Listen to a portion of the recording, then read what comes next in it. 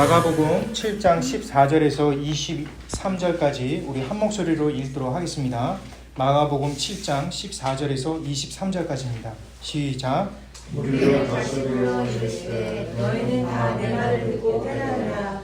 무엇이든지 밖에서 사람에게로 들어가는 것은 능히 사람을 더럽게 하지 못하되 사람 안에서 나오는 것이 사람을 더럽게 하는 것이니라 하시고, 우리를 떠나 집으로 들어가시니 제자들이 그 이유를 묻자온대 예수께서 이르시되 너희도 이렇게 깨달음이 없느냐. 무엇이든지 밖에서 들어가는 것이 능히 사람을 더럽게 하지 못함을 알지 못하느냐.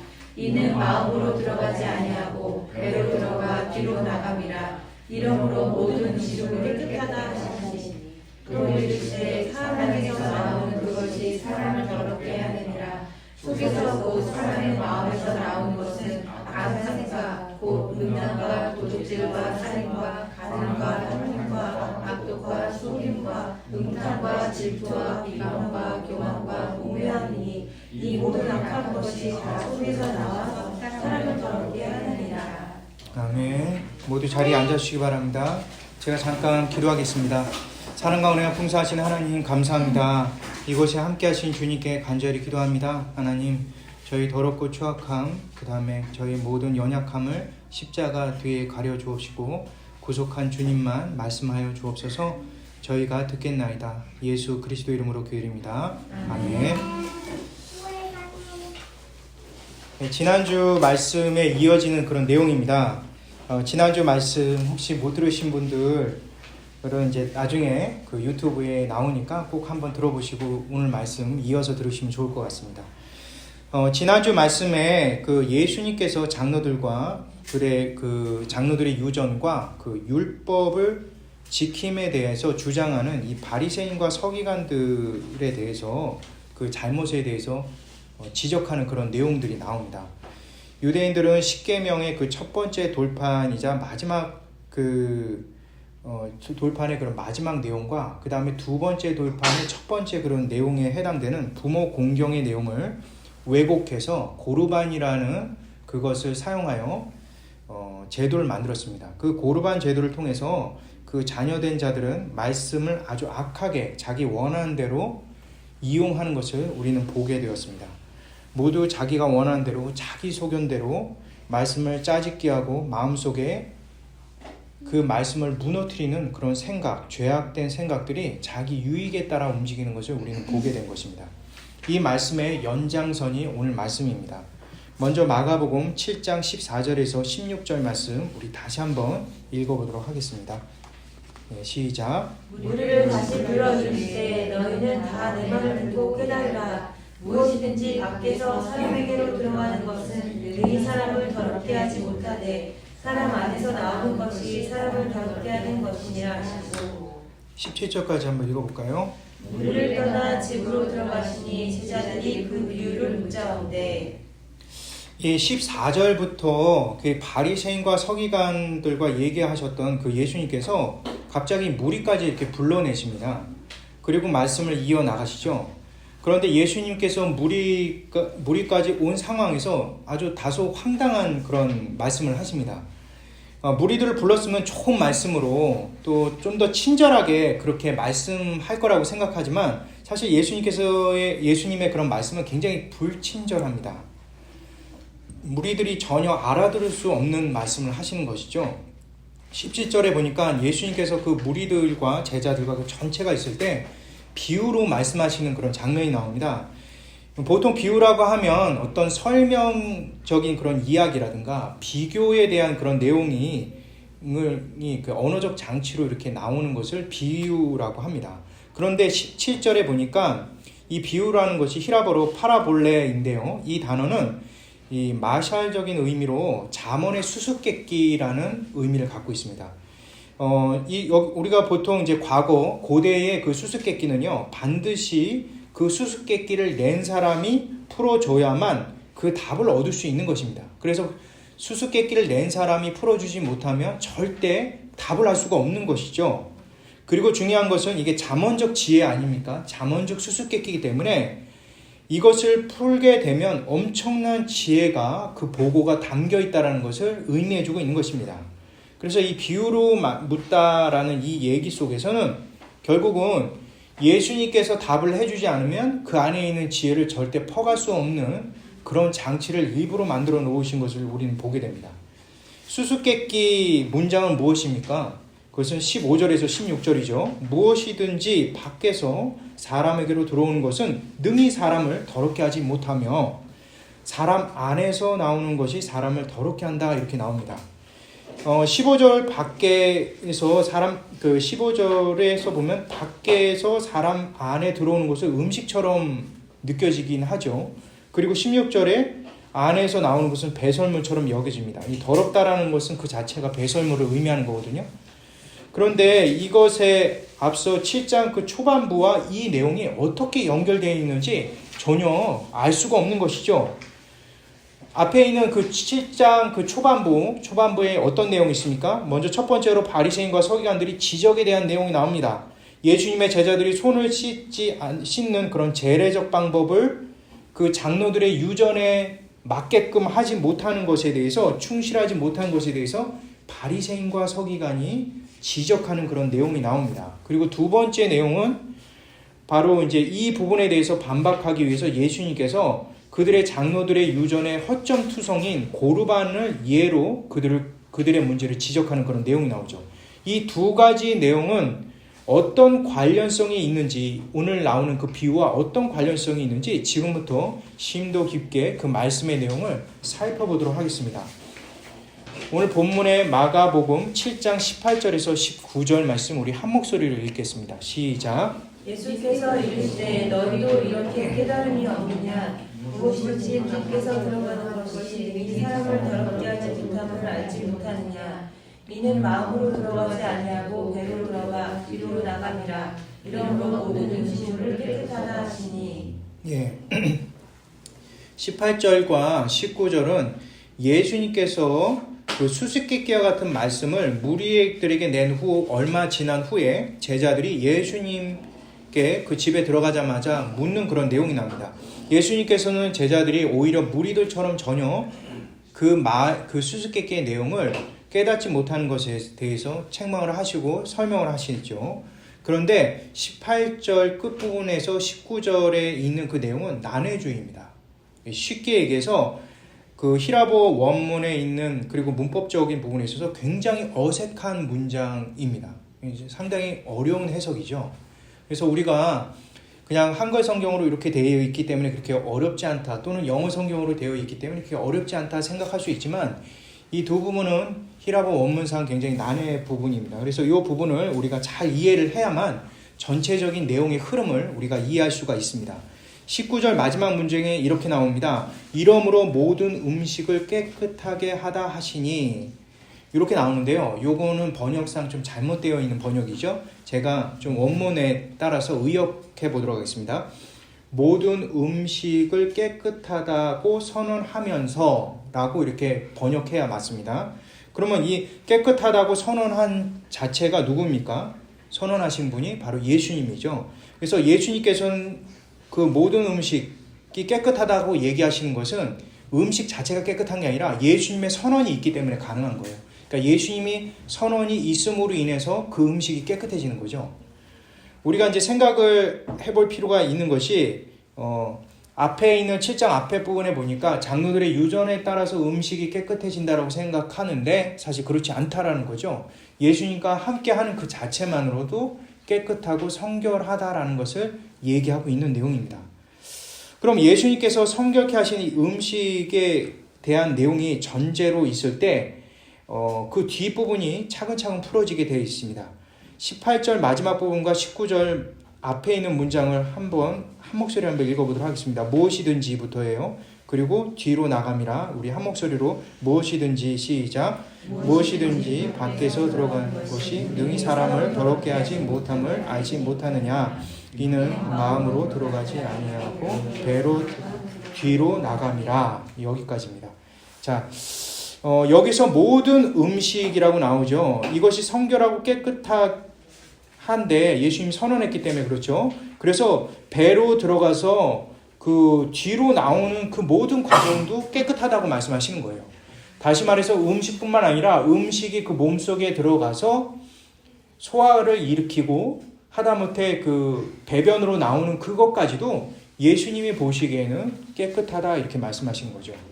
중요한 것은 밖에 들어오는 것인데요. 그것이 바로 인간의 마음과 관련 있는 그런 결과물이죠. 이것은 배변처럼 굉장히 문제가 있다는 것을 보여주고 있습니다. 다시 말해서 예수님이 선언하신 깨끗하다 선언하는 음식과 인간의 마음을 두 가지를 지금 비교해서 우리에게 말씀하시고 계시는 거죠. 그래서 오늘 말씀은 인간의 마음이 성결케 된 음식과 어떤 식으로 대조되어 있는지를 이해하는 것이 필요합니다. 음식이 성결하다면 인간의 마음은 더럽다라는 그 양극단을 설명하기 위한 방법인 거죠. 이러한 논리 전개 방법은 바울의 서신서 중에 로마서 14장 20절과 로마서 14장 14절에 나오는 내용과 굉장히 유사합니다. 마가복음의 저자와 로마서의 저자인 바울이 만나거나 내용 일치를 보지 않았지만 이미 두 말씀이 그 성령의 감동으로 지필되어 있기 때문에 서로 일치되는 논리가 있는 것입니다. 우리 로마서 14장 20절 말씀 우리 한 목소리 한번 읽어보도록 하겠습니다. 시작. 음식으로 말미암아 하나님의 성을 무너지게 하지 말라. 마무리가 깨끗하되 우리로 먹는 사람에게 나타난 것이다. 사도 바울은 로마에 있는 교회에 그러니까 당시 음식 문제로 형제들과 싸우고 다투는 그런 모습들을 보게 됐습니다. 그래서 서신서에서 음식이 문제 있는 것이 아니라 바로 음식을 준비하는 자, 즉 음식을 먹는 자의 그 마음이 문제다라고 얘기하시면서 이때 나오는 내용이 그 음식과 대조를 일으켜서 거리낌으로 먹는 자를 지금 이렇게 두 가지로 이렇게 나눠져 있는 것입니다. 그렇게 대조를 하는 거죠. 다시 말해서 거리낌으로 먹는 그 사람의 그 거리끼는 그 마음 그 자체가 바로 악하다라고 얘기를 하시는 겁니다. 이것은 로마서 14장 14절과 동일한 논리로 말씀하시고 있는 것입니다. 우리 로마서 14장 14절 말씀 우리 한 목소리를 읽도록 하겠습니다.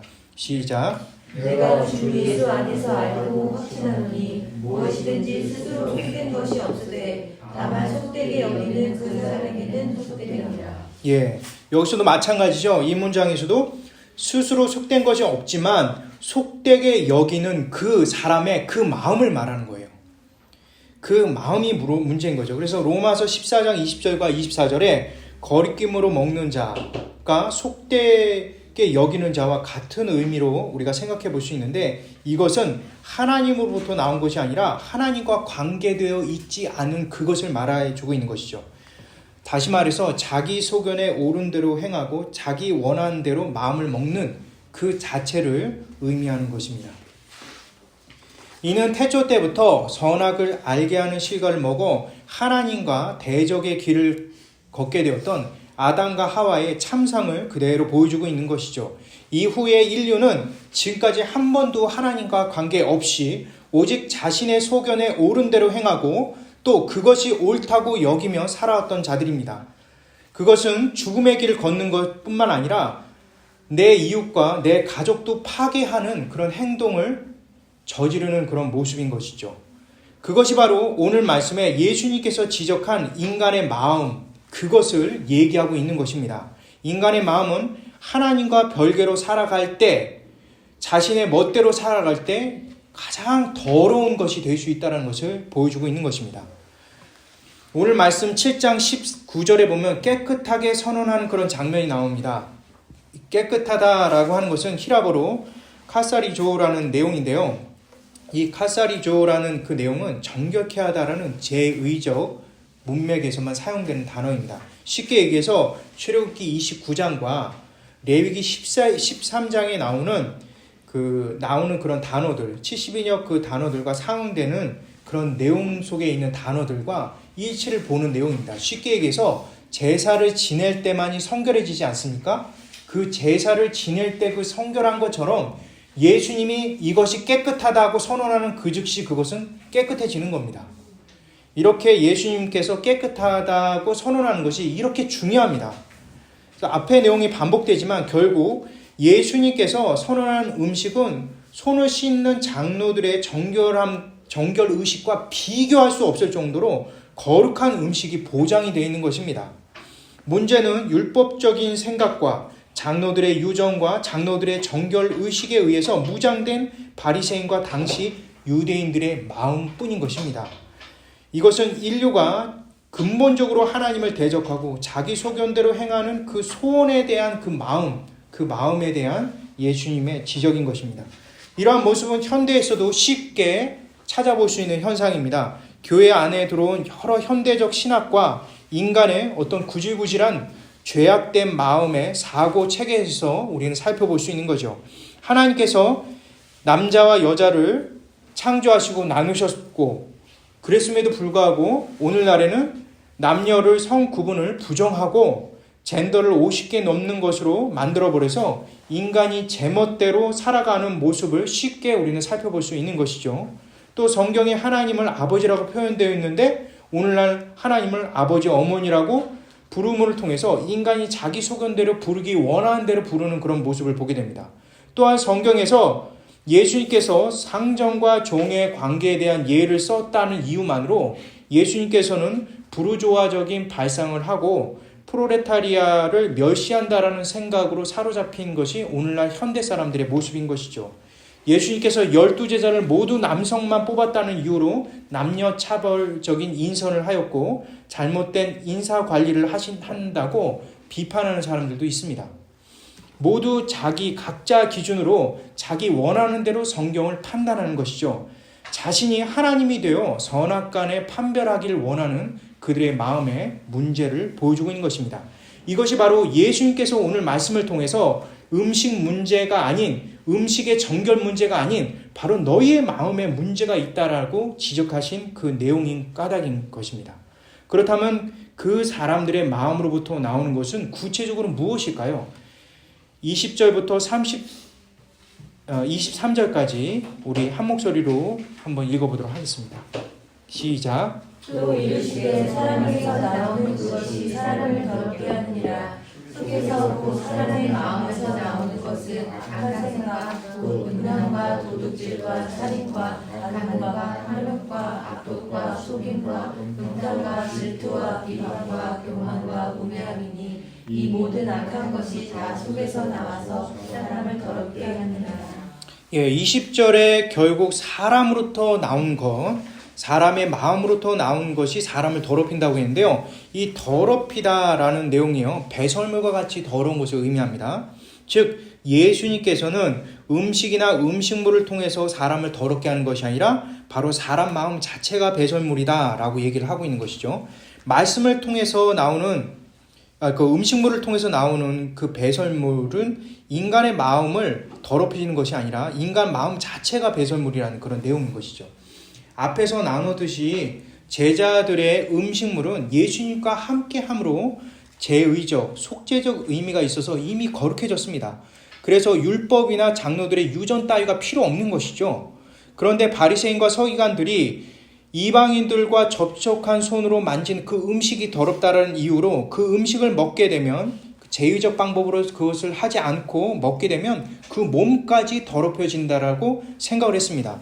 그런데 오히려 이 바리새인들이야말로 예수님과 함께하지 않기 때문에 아무리 장로들의 유전과 율법 지킴으로 열심히 한다고 해도 그 음식 자체뿐만 아니라 그 자체, 자신들의 마음과 그 모든 것이 다 더러운 상태라는 것을 말씀하고 계시는 것입니다. 예수님 없는 삶은 아무리 율법을 지키고 아무리 장로들의 유전을 머리를 짜내고 열심히 한다고 해도 그것은 모두 배설물밖에 될 수 없다는 것을 얘기하고 있는 것입니다.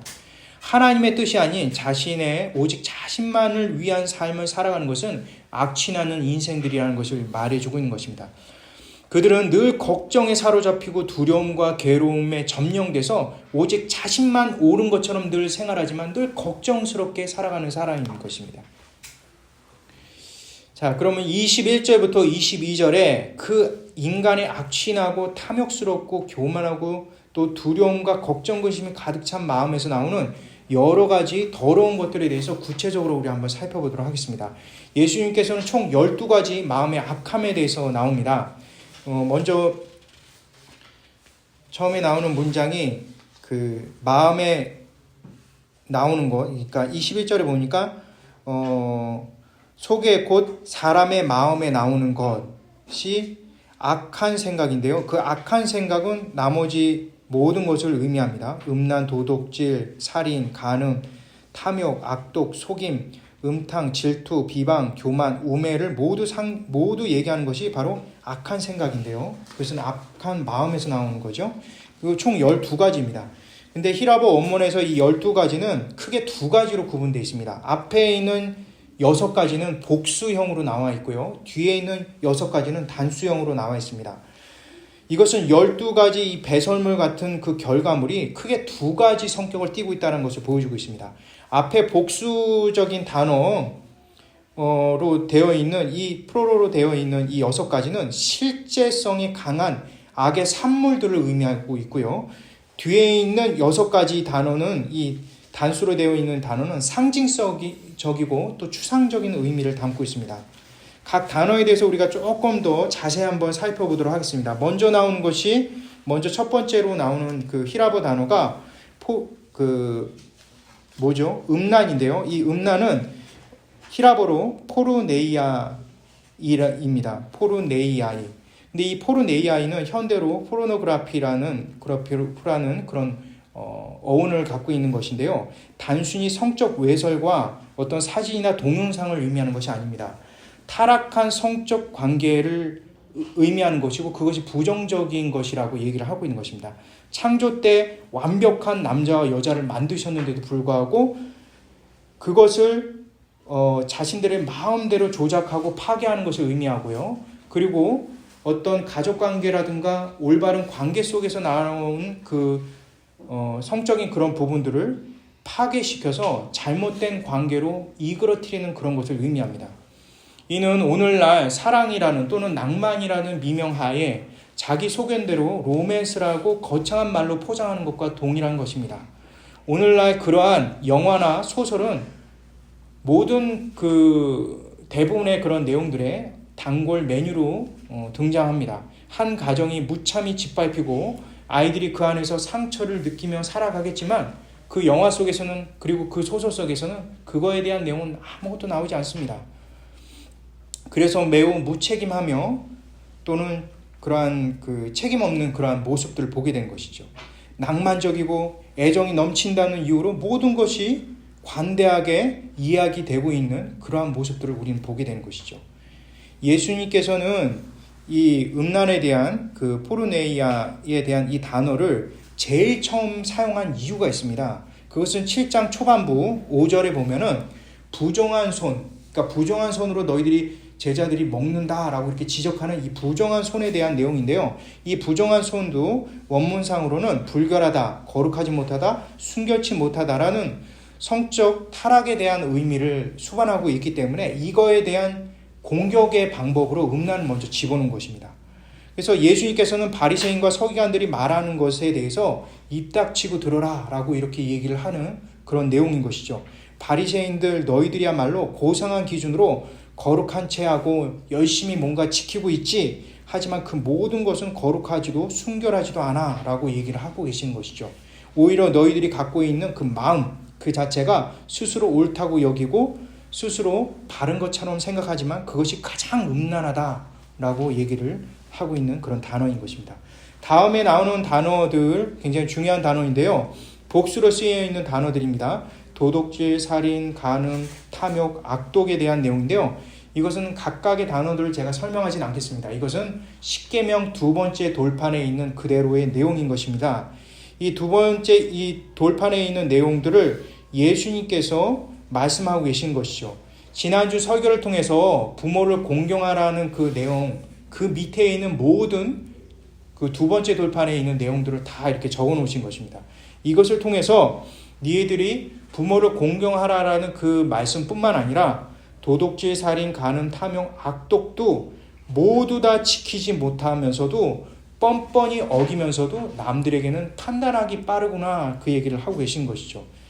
지난주의 설교 때 나눴지만 십계명의 두 번째 돌판이자 첫 번째 돌판의 마지막에 해당되는 아버지와 어머니를 공경하라는 중요한 명령조차도 지키지 못하고 고르반 제도를 만들어서 부모 공경을 교묘하게 따르지 않을 국리를 만들어내는 악의 창조자들인 그들을 향해서 예수님께서 지적을 하고 계시는 것입니다. 그런데 이것에 멈추지 않고 오늘 말씀에는 그들이 그 뒤에 나오는 모든 이웃에 관계되는 계명조차도 전혀 지킨 적이 없었다라고 얘기하신 것입니다. 그들이 얼마나 교묘하게 말씀을 피하고 자기 마음대로 해석하며 살아가는지를 지적하고 있는 것이죠. 이것은 마치 지난주 설교 때 같이 읽었던 로마서 2장 21절에서 24절에 나오는 그 사도 바울의 지적의 내용을 그대로 반영한 내용인 것입니다. 우리 함께 한번 읽어볼까요? 로마서 2장 21절에서 24절 말씀 우리 함께 한 목소리 읽겠습니다. 시작. 그러면 다른 사람을 가르치는 내가 내 자신을 가르치지 않느냐? 도둑질하지 말라 상소하는 내가 도둑질하느냐? 안임하지 말라 말하는 내가 안임하느냐? 이성을 가지고 여기는 내가 심정으로는 도둑질하느냐? 율법을 제한하는 내가 율법을 범함으로 하는 일에게 하느냐? 기록된 바와 같이 하나님의 이름이 영접되는 이방인 중에서 오도를 받는다. 이들 바리새인들과 유대인들은 겉으로는 또는 그 말로만 하나님의 말씀을 지키는 것 같지만 실제로는 부모를 공경하는 문제로 시작해서 모든 계명을 한 번도 지켜본 적이 없는 자들이라고 예수님께서 말씀하시고 계십니다. 왜일까요? 그것은 바로 십계명의 첫 번째 돌판인 하나님의 사랑이 그들에겐 불가능하기 때문에 그렇습니다. 십계명의 첫 번째 돌판인 하나님의 사랑을 못하게 되면 두 번째 돌판인 이웃 사랑을 그대로 사랑할 수 없게 되는 것입니다. 그렇다면 역으로 질문을 한번 하려고 합니다. 과연 십계명의 첫 번째 돌판인 하나님을 사랑하는 것을 이방인들과 다르게 우리 믿는 사람들은 그렇게 살아갈 수 있을까? 당시 유대인들은 불가능했죠. 그렇다면 우리는 과연 가능할까? 우리는 가능합니까? 우리가 열심히 하나님을 사랑해 사랑해 사랑해라고 외치면 우리가 하나님을 사랑할 수 있습니까? 없습니다. 불가능한 것이죠. 제가 어렸을 때 제일 이해 안 가는 찬양이 있습니다. 그게 뭐냐면 예수님 사랑해요 또는 이제 하나님 사랑합니다 뭐 이런 찬양이 있죠. 저는 그 가사를 그 복음송을 이렇게 할 때마다 정말 이해가 안 갔습니다. 어떻게 보이지 않는 하나님을 사랑할 수 있는지, 그리고 2000년 전에 그 역사 속에 사라진 그 예수님을 어떻게 사랑할 수 있는지 도저히 이해가 갈 수가 없었습니다. 이것은 마치 북한에 있는 김일성이 죽고 나서 자신의 시신을 미라로 만들어서 유리관 짝에 넣고 매일마다 때마다 울고불고 그 북한 주민들이 막 이렇게 거기서 통곡하는 그런 것과 과연 무슨 차이가 있을까 싶은 그런 생각이 들었습니다. 그런데 예수님을 은혜로 믿게 될 때 저는 알게 되었습니다. 예수님께서 나를 위해 나의 죄를 대속하기 위해 자신의 사지를 찢어 피를 흘리시고 구원하신 그 말씀을 믿음으로 받아들이자마자 이 세상에 있는 거짓된 신들과 판이하게 다른 예수님의 사랑을 알게 되었습니다. 그분은 눈에 보이지 않지만 여기에 계시고 우주에 가득합니다. 나의 마음에 가득한 것입니다. 그것을 믿음으로 우리는 받아들일 수 있는 것입니다. 인격적으로 나를 대하시고 인격적으로 나를 대우하고 계시는 바로 살아계신 하나님이 있다라는 그 사실을 믿게 된 것입니다.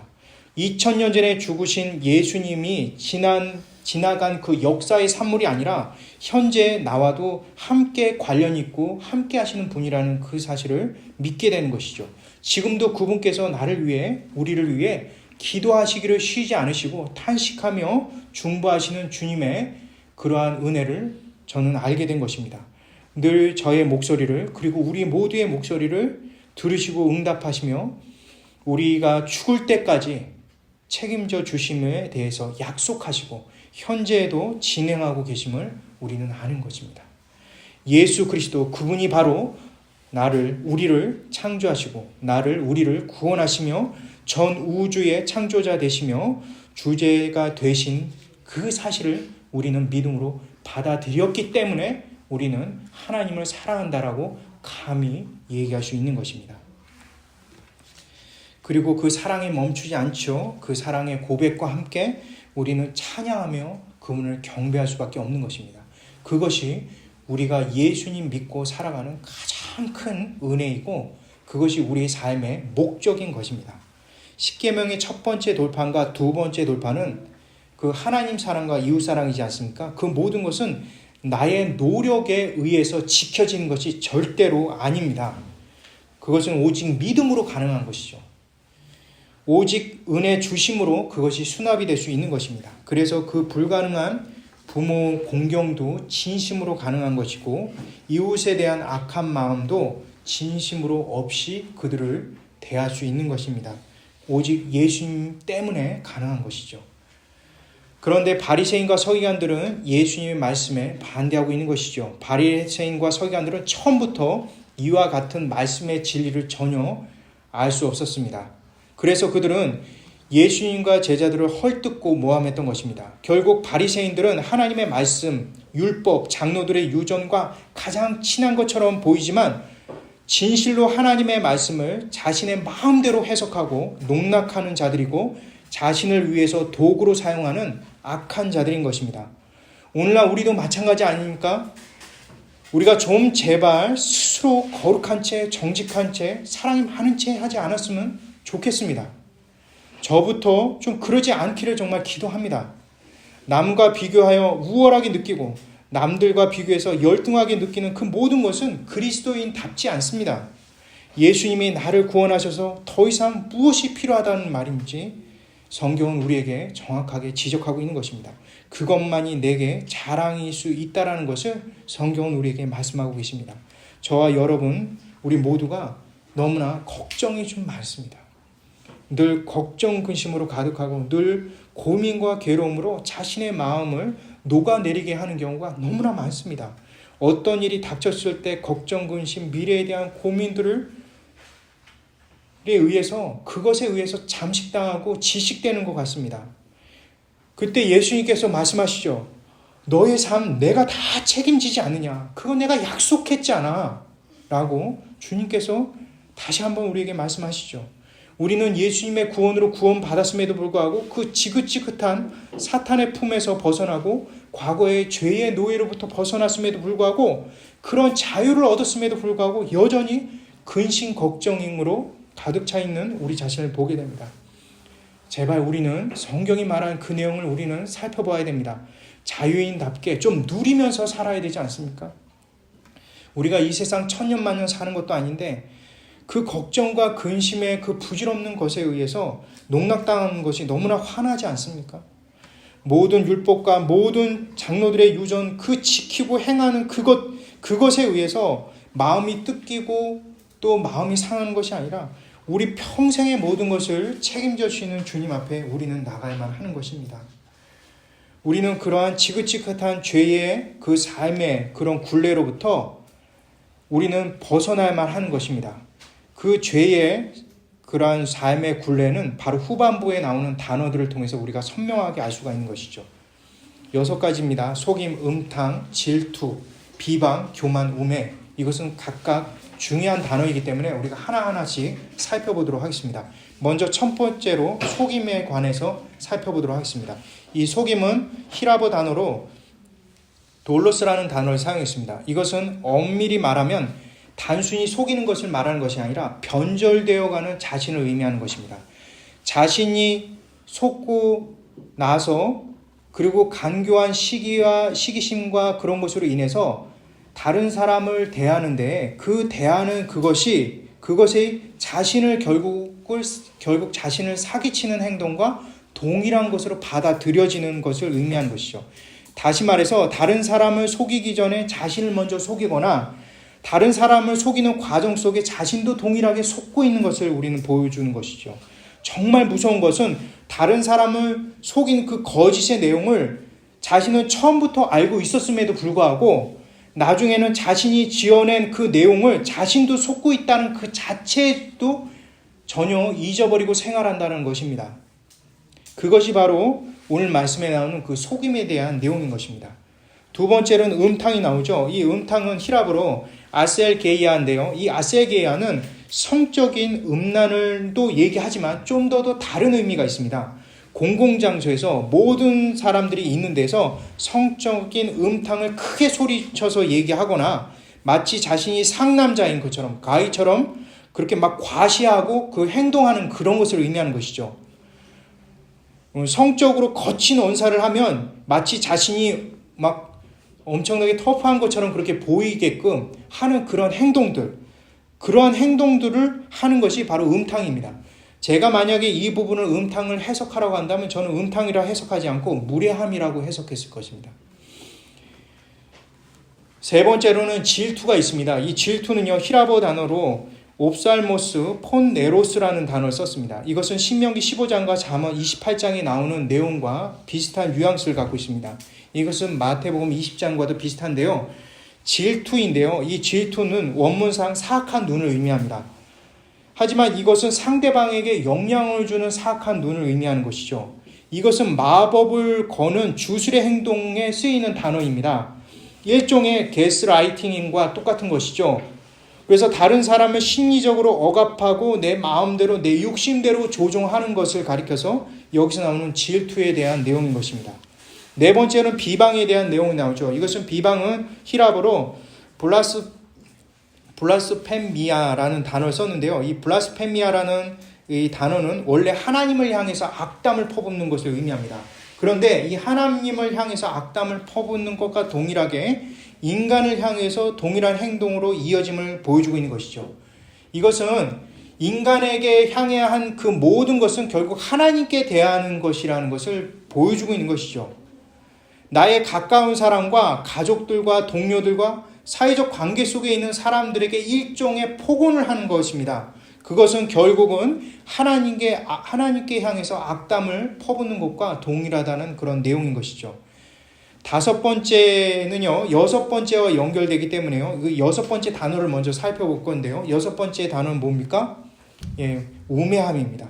이 우매함은 히라보로 아프로순네라는 단어를 썼습니다. 이 단어는 잠언에서 악한 자를 의미합니다. 이것은 일종의 어리석은 자를 의미하기도 하죠.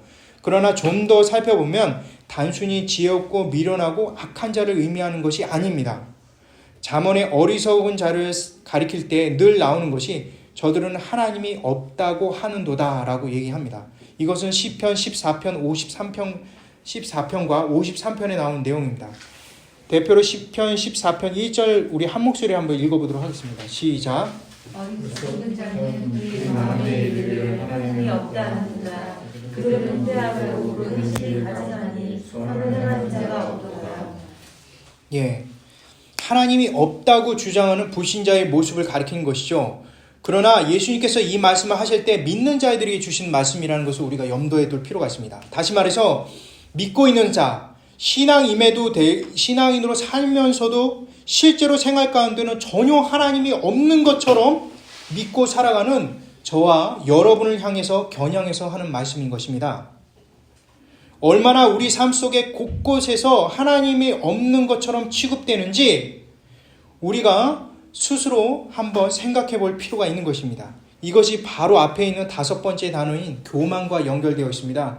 이 교만은 휘페레파이니아라는 단어를 썼는데요. 이것은 하나님이 없다고 여기는 자가 오만하게 살아가는 삶의 형태인 것입니다. 이렇게 6개의 단수로 되어 있는 이 단어들은 앞에 있는 십계명과 관련된 6개의 복수로 되어 있는 것과 분명한 차이가 있습니다.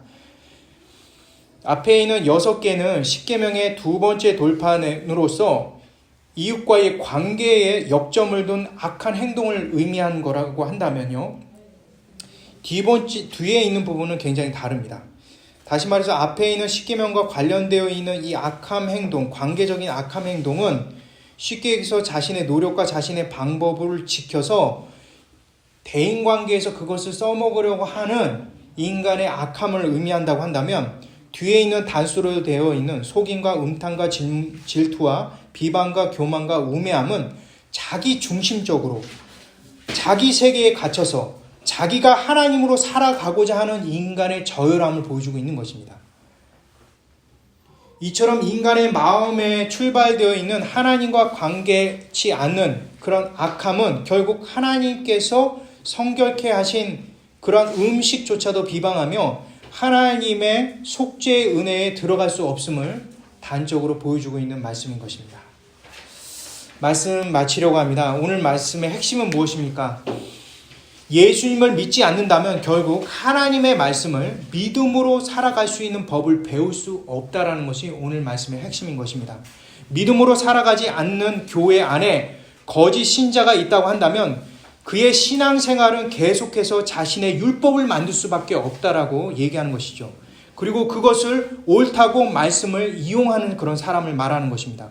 오직 자신의 유익을 위해서 오직 자신의 생각만 사로잡혀서 철저히 교회 안에서 생활하는 신앙인들을 가리키는 것입니다. 그것은 남을 판단하기도 하고 자신을 거룩하다고 착각하기도 합니다. 또한 자신의 기준대로 살아가고 판단하는 우상을 계속적으로 만들어내는 것이죠. 그래서 자기가 생각하고 판단하는 그것에 따르는 어떤 더 높은 사람들이 있다고 한다면, 목사나 성도들이 있다고 한다면 그 사람을 향해서 우상시 여기는 그런 마음도 이 모든 것에 포함되어 있는 것이죠. 그것은 신앙생활이 아니라 일종의 종교생활인 것입니다. 자신의 기준의 도덕을 만들고 그렇게 생활해서 복음을 값싼 장신구로 추락시키는 그런 행동인 것이죠. 그런데 알고 보면 저야말로 그런 것을 말할 수 없는 정말 추악한 자임을 고백할 수밖에 없습니다. 이 강대상이 참 두렵습니다. 제가 얼마나 더럽고 추악한지 우리 주님께서 아시고 저도 압니다. 그리고 이 보배로운 말씀을 제가 얼마나 이렇게 뻔뻔스럽게 전하는지 제가 너무나 잘 알고 있는 것이죠. 종교인의 모습으로 신앙인 것처럼 살아가면서도 거룩한 말씀을 선포하겠다고 이 자리에 서 있는 꼴이 과간인 것입니다. 그런데 여러분들은 어떠신지요? 여러분들은 이 말씀에 한 점 부끄러움이 없으신지요? 예수님께서 자신의 몸을 찢고 구원하신 저와 여러분은 이 세상 사람들보다 더 뛰어나고 도덕적으로 더 정결하기 때문에 우리가 주님으로부터 구원받았다고 생각하십니까? 더 지혜롭고 학식이 많기에 우리를 구원하셨다고 우리는 스스로 생각한다고 한다면 그것은 너무나 잘못된 것입니다. 만약 그렇게 생각한다면 우리 스스로가 먼저 구원을 의심해 봐야 되는 것이죠. 우리 구원을 돌아본다면 우리 자신을 너무나 잘 볼 수가 있습니다. 우리는 불신자보다도 절대로 뛰어나지 못합니다. 오히려 주님께서는 불신자보다 더 못한 우리를 택하셔서 구원하셨다는 것을 인지하여야만 합니다. 오직 예수님 한 분만 의존하고 예수님 한 분만을 드러내지 못하면 살 수 없는 이 세상에서 가장 낮은 자임을 우리 스스로는 잘 알아야만 하는 것입니다. 저는 한때 제가 가장 잘났다고 생각한 적이 잠깐 있었습니다. 얼마나 악한지 모릅니다. 오랫동안 교회 울타리에 살면서 거룩한 것이 너무 많이 봐왔기 때문에 거룩한 채 하는 것이 아주 이골이 날 정도로 도가 터였던 제 자신을 보게 됩니다. 그래서 겉으로는 겸손한 채, 겉으로는 거룩한 채, 겉으로는 정직한 채 하며 살아갔습니다. 지금도 여전히 저는 그러한 속박으로부터 벗어나지 못한 제 자신을 보게 됩니다. 그런데도 그 당시 때는 제가 착각하고 있었습니다. 전 누구보다도 정직하고 겸손하고 거룩하다고 착각하고 있었습니다.